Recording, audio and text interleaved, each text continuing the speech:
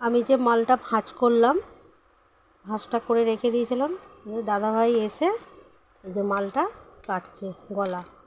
আগে ব্যাক কেটে নিয়েছে, তারপর এইভাবে গলা কাটিং করছে। এইভাবেই সান্ডমাল কাটতে হয় বাচ্চাদের। দাদাভাই